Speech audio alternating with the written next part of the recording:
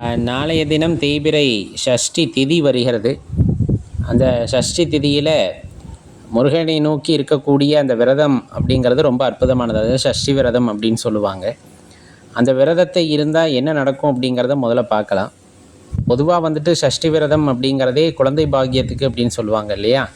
அதையும் தாண்டி தேய்பிறை சஷ்டி திதியில் நீங்கள் விரதம் இருக்கிறீங்க, முருகப்பெருமான வழிபாடு செய்கிறீர்கள் அப்படின்னா நோய் நொடி நீங்கும்.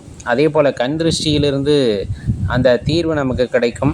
தடைப்பட்ட காரியமெல்லாம் நமக்கு வெற்றியாக மாறும் அப்படிங்கிறதெல்லாம் மறுக்க முடியாத உண்மை. சரி, என்ன பண்ணணும் அப்படின்னா, தேய்பிறை சஷ்டி திதியான நாளை மாலை நேரத்தில் வீட்டில் வேல் வச்சுருக்கீங்களான்னு பாருங்கள், இல்லை முருகரோட விக்கிரகம் இருக்கான்னு பாருங்கள். ரெண்டில் எது இருந்தாலும் சரி, வேல் வழிபாடு சிறப்பு. சின்னதாக வச்சுருக்கலாம், ஒன்றும் தப்பு இல்லை. வச்சுருந்தீங்கன்னா பன்னீரால் அபிஷேகம் பண்ணிவிட்டு பிறகு திருநீரால் அபிஷேகம் பண்ணணும். அந்த திருநீரை வந்துட்டு பத்திரமா எடுத்து வச்சுக்கோங்க.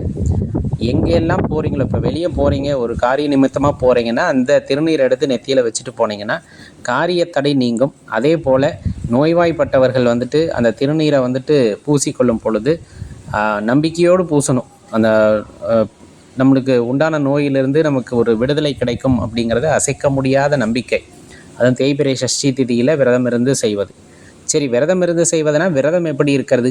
பொதுவாக எல்லாத்துக்கும் உண்டான பொது நியதி தான் இருக்கும்.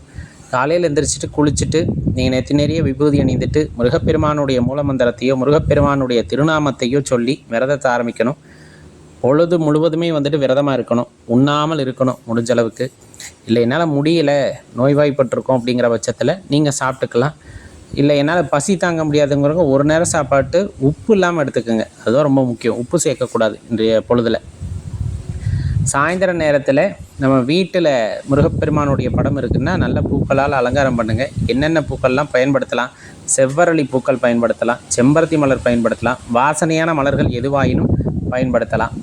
பண்ணிவிட்டு நெய்வேத்தியம் ஏதாச்சும் உங்களால் பண்ண முடியும் அப்படிங்கிற பட்சத்தில் தினை மாவு இருந்தால் தினை மாவு, பாயாசம் செய்கிறதுனா பாயாசம், இல்லை உங்களால் தயிர் சாதம் தான் வைக்க முடியும்னாலும் தயிர் சாதம் வச்சு நீங்கள் முருகனுடைய பாடல்களை, தோத்திர பாடல்களை, கந்த சஷ்டி கவசமாக இருக்கலாம், திருப்புகளாக இருக்கலாம், வேல்மாறலாக இருக்கலாம், படித்து முருகருடைய திருவருளை பெறலாம். இல்லை வீட்டில் இல்லை நான் கோவிலுக்கு போயிடுறேன் அப்படிங்கிற பட்சத்தில் ரொம்ப நல்லது, நீங்கள் ஆலயத்துக்கு போங்க. போகும்போது சிவப்பு நிற வஸ்திரம் வாங்கிட்டு போங்க. முருகப்பெருமானுக்கு சாற்றுங்கள், அங்கு விளக்கேற்றுங்கள். 1 அல்லது 6 உங்களுக்கு எவ்வளவு முடியுமோ அவ்வளவு ஏற்றுங்க. ஏற்றிட்டு மனதார முருகப்பெருமானை பிரார்த்தனை செய்து கொள்ளுங்கள். எந்த கஷ்டமாக இருந்தாலும் தீர்ந்து போகணும், கண் திருஷ்டியாக இருந்தாலும் தீர்ந்து போகணும்னு வேண்டிக்குங்க. எல்லா கஷ்டமும் தீர்ந்து போகும் முருகனுடைய திருவருளால்.